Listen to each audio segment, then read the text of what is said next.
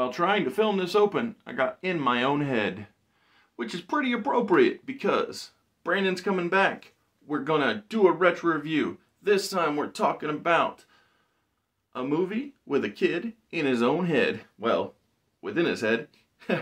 He can see and hear and talk to the dead. But it's not The Sixth Sense. It's if M. Night Shyamalan's The Sixth Sense got together with The Breakfast Club or Pretty in Pink and made a claymation movie. It's the 2012 Paranorman. After the open, me and Brandon, we're going to talk about our thoughts on Paranorman.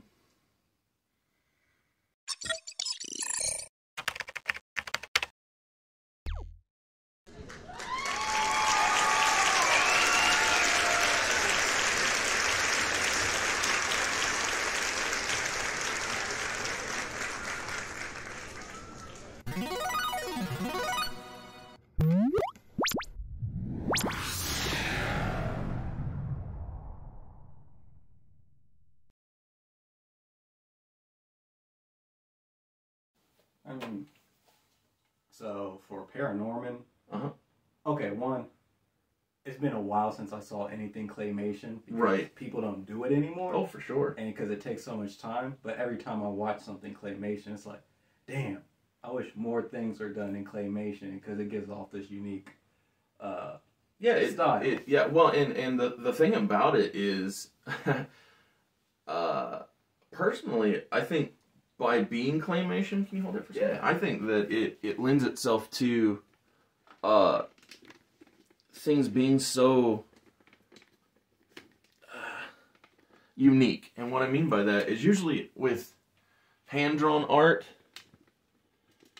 there's generally an art style that you can tell, but it's clear within the context of this film that the people who created the characters are attempting to make each character unique in and of themselves, especially the seven dead. I mean, the pilgrims. The pilgrim characters. Yeah, each one of them are very unique, and even the protagonists, they're very unique in design. Mm-hmm. Like the sister, I don't know how old she is, but my goodness, she looks like she's from Pixar. Yes, I know, but the hips. I was like, Jesus. I was like, yeah. And so, I mean, but I imagine she's in high school. Yeah. So, but anyway, they were very.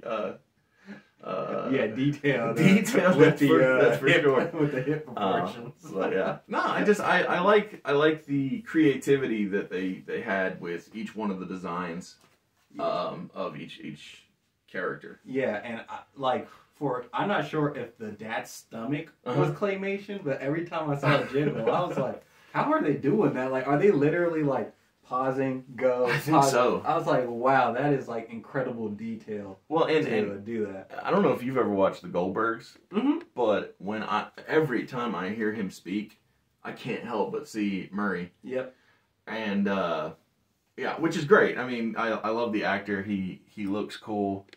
The character feels like him too. Mm-hmm. Even so, yeah. No, it's this thing. It made me feel, happy like I was when seeing it in the theaters. So I don't know how you watched it for the first time. In theaters. But because this movie came out around my birthday, I was in college at the time. So when it came out, me and a friend went to watch Paranorman together before I got together with my family at a restaurant that evening. And so, it's got so many upbeat, positive feelings toward. Obviously, in the beginning, it starts, having some negativity, like Alvin, the bully. Oh yeah. He's a bully, but so he's not exactly pleasant, but he's fun too because he's so. I don't know how else to put it, but he's so dumb that he's funny. Yeah, and he's a dork himself, but doesn't really realize it. Like, that's what's so funny about it. Like, absolutely. This kid is a dork, too. Well, especially when it comes to the introduction of Alvin and Norman's sister. Yeah. Oh, my goodness. As soon as they interact, it really turns up his his quirks, Mm-hmm. and so yeah, his needing for a girlfriend, and hands, yeah. oh my goodness, yeah. But you know, I think a lot of kids movies get wrong. It's something that Paranorman gets right, is that it doesn't treat its audience Mm-hmm. like kids. Like, they can't understand these concepts of death or right or wrong, because it's like, hey, there are a lot of adult themes. I was Mhm. on that same subject because it's a great point in Paranorman's defense, but it's also what I say like to my sister because she has 2 kids, Mhm. or anybody, honestly, anybody who has youngins. I'm like, all you gotta do is look to the past to know how to raise them right, because when I was little, I watched X-Men the animated series. Mhm. That thing, episode freaking 1, like, it begins with killing my favorite character. So Morph and Wolverine, they're best buds. Morph's a jokester, and Wolverine, he's super serious. Morph tells Wolverine, he's like, I told you, clear sailing all the way. Boom, then he gets got. Mm-hmm. And I hated it. I love that guy. He was so happy and so fun. And it's not just that. I mean, Batman the Animated Series. I was gonna go there too. Yeah. So it is so well done. Yes, it's animated. It's made for kids, but it's so intellectual with its arguments. Whether it's the good guy or the bad guy who's making them, that even to this day, God,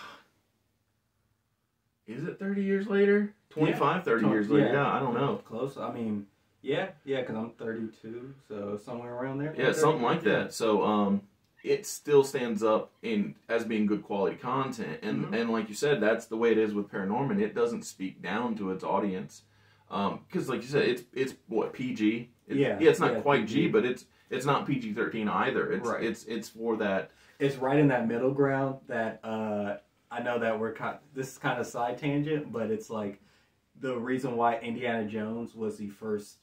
I think Indiana Jones 3 or 2 was the first PG-13 movie, because the first one was rated PG, and it shouldn't have been. Yeah, because melting faces, and parents was like, "Oh my god, like this is not PG." Right. So they had to like create something. Yeah. So, but place. but Paranorman strikes that balance right where it's like PG, where kids can, and adults and teenagers. They're like, "Hey, I get those references. I Absolutely. get like growing up and feeling like an outcast." Yes. Like that was a big thing about like Paranorman's theme. Well, and here's I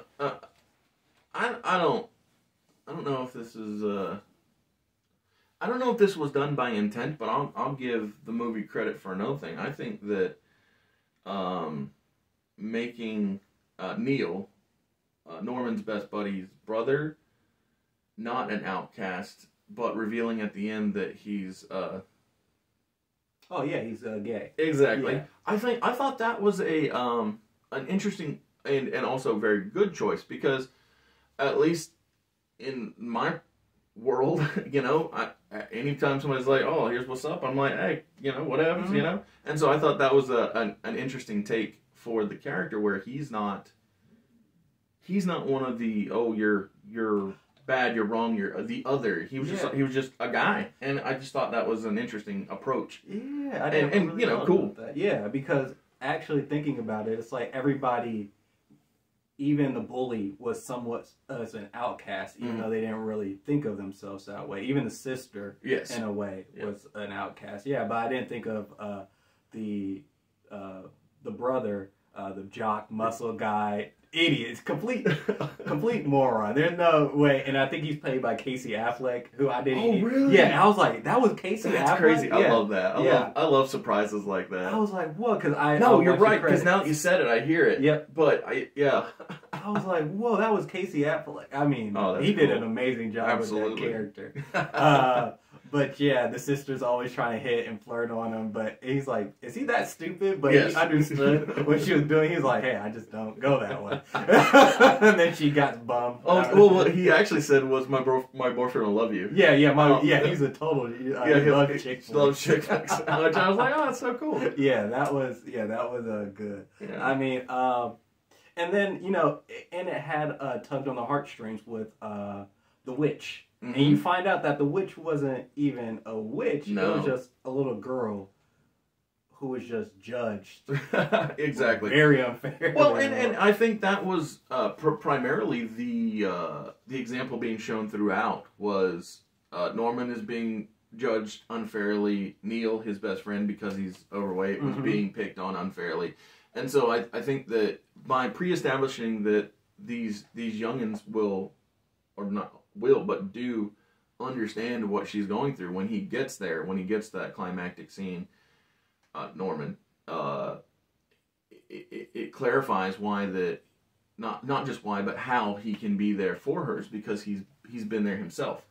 It actually, going back to Batman the Animated Series, reminded me a lot of an episode, not in Batman the Animated Series, but Justice League Unlimited, where Batman was there for one of the Royal Flush Gang when she was going nuts and all she wanted was a friend to hold her hand while she passed on. And so, and that was very much the way that this movie also closed out, was just, you know, once she had somebody there to help her get to the other side and be with her mother, like, that's all she really needed, was just that friend, and that was, you know, it was cool. And I think that this film does subverting your expectations right, because it talks about the uncle in the beginning of the movie, and it cuts to the uncle, and you're like, oh my gosh, the uncle's this bad guy, and he stands outside the bushes looking menacingly, but then you realize, you're like, oh no, he's a good guy. Well, and that's the thing is, like, again, with the kids, it's not just the kids, because adults can be prejudged and misjudged as well.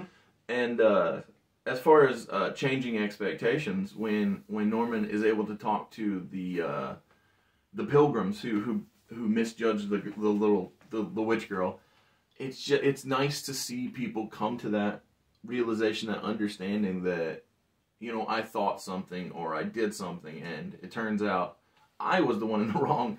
And I thought it was cool when, like, the head honcho of the pilgrim people was like, you know, you've got to stop it, because, you know, we're the ones who caused this, we're the bad guys. And it's just, yeah, I just think it has so many good positive, upbeat feelings to it. And like, I don't think it's you know, the all-time classic 100% greatest thing ever. Like, personally, I give the film a 4 out of 5. I think it's a very good film. Like, I'm not big into scary things, but it is definitely, I mean, not that I'm saying Paranorman is scary. It's not. It's heartwarming, it's family friendly, but it's a Halloween themed film that I like to go back to on a regular basis. Probably not every year, but every couple of years I'll pop it on and enjoy it. Like I said, I give it 4 out of 5 personally. Yeah. I give it the same 4 out of 5. Awesome. I just love the characters, like the grandma. Oh my goodness! You find out that ghosts are there because Paranorman says they either haven't completed something or they're something else. What was the 2 rules? So you died unexpectedly, right? Or you have a mission to accomplish. Correct. Do you remember what her mission was? Yes, and her mission was always to watch over Norman. And that just touched me right there. I freaking loved it, dude. And I was like, he's like, because it was at Norman's lowest point before he goes out and finds his uncle's book that he says, hey, you need to find this so you can talk to the witch.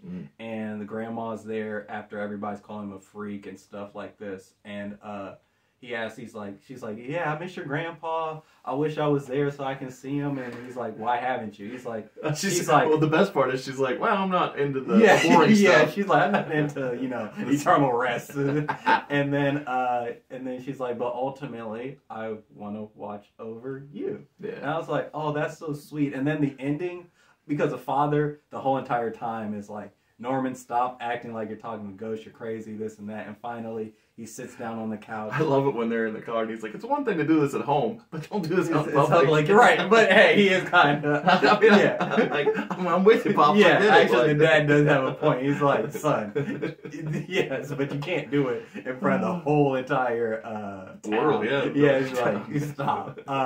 So the dad actually does, yes, the dad is portrayed kind of like in his negative light, like, oh, he doesn't get it, he doesn't understand. I do like how the mom said in the car. Yeah, so she Norman is hurt because he thinks his dad is scared of him, and the mom passes on her understanding, which he's not scared of you, he's scared for you. Right.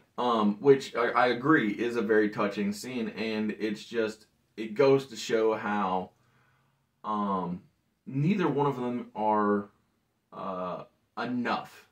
But together, they do exactly what needs to be done, and that's the beauty of a great parent partnership. Mm-hmm. Because he, the father, is wanting the best for his son, but doesn't know how to convey these ideas to him necessarily the best. But, you know, mom, with that soft touch, is able to help Norman understand what the dad is trying to exactly, right. roughly, right. And yeah, I just think they have such a great dynamic, because like the adversarial relationship between Norman and his sister, because she's the one who really grabs his hand and stands up for him when everybody with the torches and pitchforks. Oh yes, literally. Exactly. Let's get him. Yeah, the kid lighting up his teddy bear, throwing it. Yeah, it was great. Yeah, but yeah. So yeah, it's good fun, and it's fun to be back in the swing of things here on the channel. So all of September being Re-September and being, you know, me focused it helped the channel grow, to be honest. I never expected so many people to tune in to listen to me talk about my past and my hopeful future, but it was cool and it was fun, and thanks everybody for tuning into that. But it's also fun to do this, just have a nice, you know, laid back casual time talking about, you know, a fun product. Mm-hmm. But speaking of products that are good and fun, I have a 68-page graphic novel with 2 covers. There's cover A by Jeff Hicks in Brandon's hand, and I have the Nick Crook cover in mine. Also, there's Jeff's up on the wall. But if you don't have your copy, there is a link to the Etsy store in the description of the video. So pick yourself up a copy while first printings are still available. Thank you very much for coming, good sir. Always. Yeah, it was super fun to look back on something super fun. Mm-hmm. Oh yeah, I haven't seen that movie since it came out, but that like rejogged it. I'm not sure if you ever seen the movie Monster House. I have, but it was like kind of like. So you're gonna love this. Guess where I watched Monster House? At your house? No. So I watched Monster House in Iraq. Somebody was off base, and they had like they went to like a bazaar or like a flea market almost. The bazaar is what they call the flea markets, and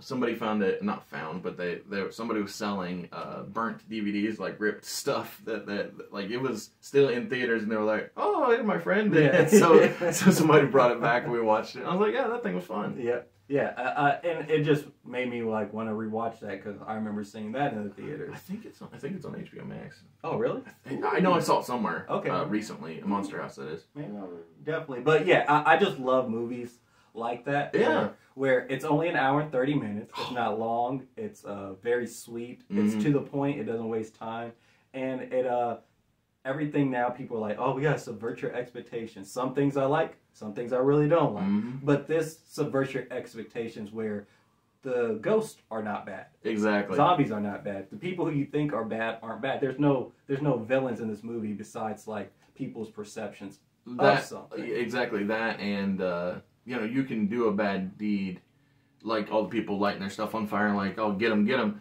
And you not actually be bad, you just be scared. Right. Yeah. Exactly. And so yeah, no, I agree. I think that's a great point. So thank you for tuning in. Like I said, the whole month of October, and you know, going forward, we're going back to the classics.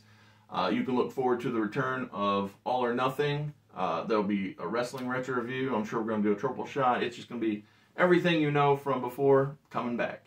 Even better. I hope so.